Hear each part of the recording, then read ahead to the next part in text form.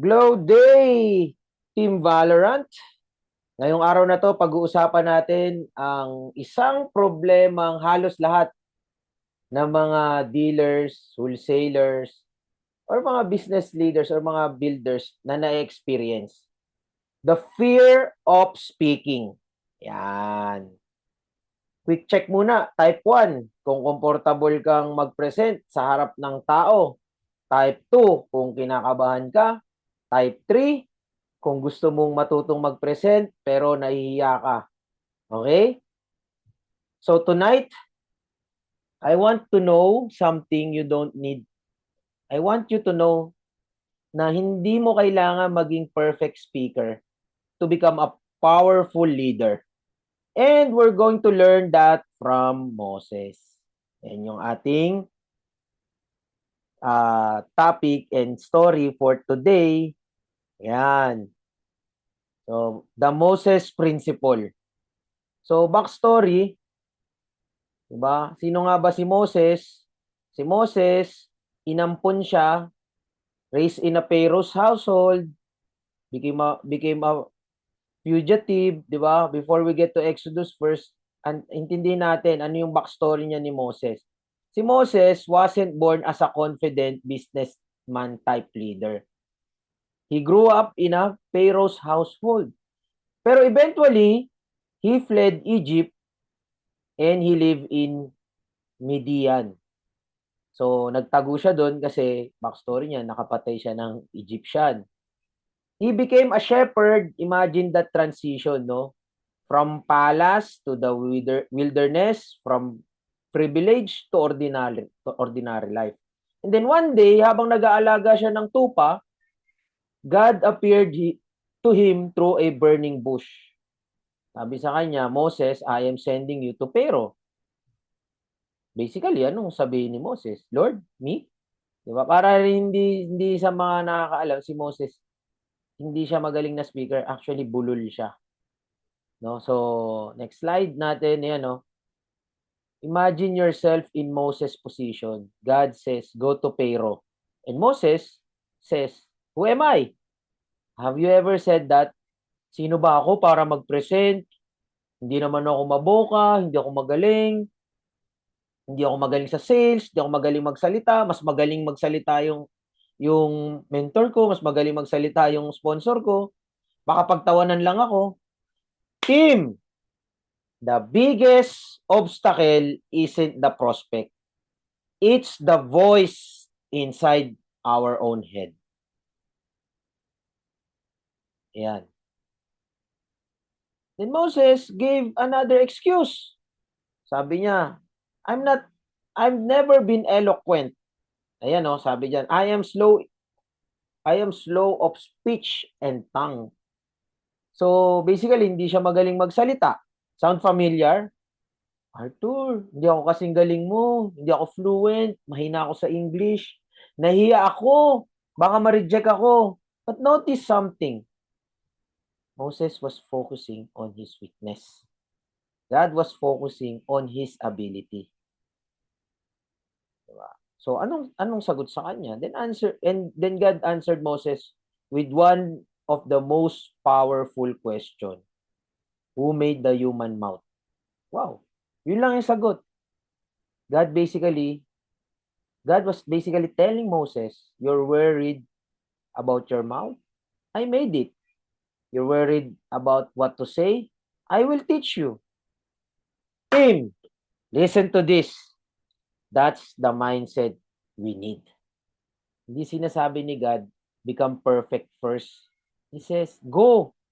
Habang ginagawa mo, I will help you. Ganun rin dito. Habang ginagawa mo, habang ka nagde-demo, habang ka nagpapahid, habang ka nagpe-present, matututunan mo rin. Gagaling ka rin. Diba? Now, let's bring this to our business. Ano ang pumipigil sa voice mo? Diba meron tayong tinatawag na the vital five? Diba? Ano? Fear of rejection? Fear of judgment? Fear na baka magkamali ka? Fear na baka sabihin nila, ano naman yan? Yan na naman, beauty products. Ano yan? Baka scam yan. Ako, wala akong pera. Here's the truth.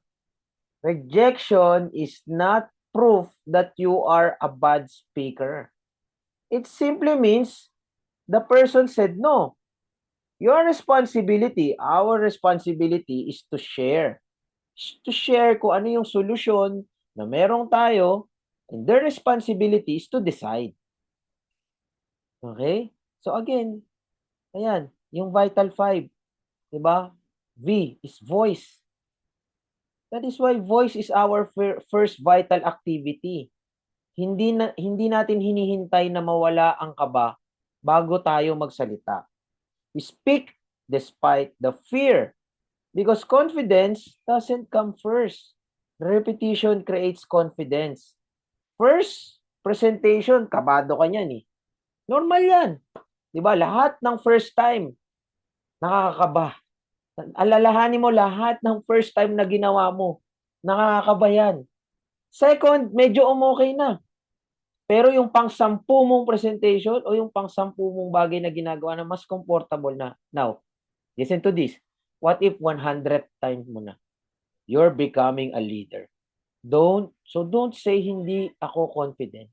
Say, hindi pa ako confident, but I'm practicing. So, bibigyan ko kayo ng simple 3-step demo. Number 1, problem. What problem are you experiencing? Ano yung na-experience mo? Tatanong mo sa kanya, ano yung na-experience mo? Anong problema sa balat mo? Anong problema? Anong issue? Anong concern sa skin mo? Diba? Second is visual. Visual demo. Let me show you how I can help you. And then number 3 is offer. Diba? Pasubok ko sa'yo. Diba? That's, diba? Practical lang. Hindi mo kailangan ng 1-hour presentation. Start with 3 steps. Again, 1, problem. Concern ng skin mo. Then listen. Importante, makinig ka. Hindi rin laging ikaw yung nagsasalita. Kailangan magsalita rin yung kausap mo. Number 2, demo. Diba? Show the actual product. Then number 3, offer. That's it. Simple, natural, hindi kailangan scripted na parang robot. Talk like a human. Ayan. So, Moses moment. Your turn. Diba? Now we're going to do something different. You're going to practice. Hindi pwedeng puro listening lang. So, diba? I want everyone to prepare a 30-second demo. Choose one product. Diba? Then say hi. May product akong gusto i-share sa'yo. Ano yung skin concern mo ngayon? Diba? Let me show you this. Then, would you like to try it? I'll let you try it for free. Diba? That's your voice. Okay? So, kung ready ka na mag-practice, type let's glow in the chat. And remember, don't aim for perfect. Aim for done. Kumuha ng salamin, mag-practice ka doon. Ganun lang kasimple yung script natin. Then, this is the Moses Challenge. So, here's our challenge for this week. Sigurado ko yung gagawa nito. Mas ma-i-improve yung confidence sa public speaking. And syempre, mapapractice ka para ma-operate mo yung business mo. Everyone should record a 1-minute video demo challenge. Okay? 1 minute lang. No need for perfect lighting, no need for expensive equipment, no need for perfect English, kahit Taglish, kahit Tagalog, Bisaya, Italian, Arabic, ikaw bahala. Diba? Greek, ikaw bahala. Just your phone, just our product, your voice, upload it dun sa GC nyo, no? Use the hashtag dun sa team natin, no? Team Valorant Voice, para malaman ko, makita ko yung gagawin nyo. And here's the rule. Don't criticize. Kung sino man ang gagawa nito, saludo ako sa'yo. Okay? So, kung gumawa ka ng video, send mo doon. Kung hindi ka makagawa, huwag ka na mag-criticize. Di ka nga nakagawa, di ba? Encourage. Because we're building speakers. We're building presenters. We're building leaders. Lastly, before we end, I would like to everybody type this. I will use my voice. Again, I will use my voice. I don't need to be perfect. I don't need to be perfect. I just need to start. One more. I just need to start. God equips the willing. Remember, Moses, he had excuses. He had insecurity. He didn't feel ready. But God didn't choose Moses because Moses was already perfect. God called him and then equipped him. So don't wait until you're confident bago tayo magpahid, bago tayo magdemo. Don't wait until you're eloquent. Don't wait until you know everything. Start speaking, start presenting, start demonstrating, start inviting. Because somewhere out there, there is a person who needs to hear what you have to share. And your first step might be the beginning of your leadership journey. Team Valorant, this week, let your voice be heard. Thank you guys. Maraming salamat sa mga umattend. That's it. Thank you, thank you. We'll see you. May record tayo nito dun sa mga a-attend nito. Paki-type replay kung napanood nyo ng replay. Always remember to put your hustle on and keep it strong, guys. Bye.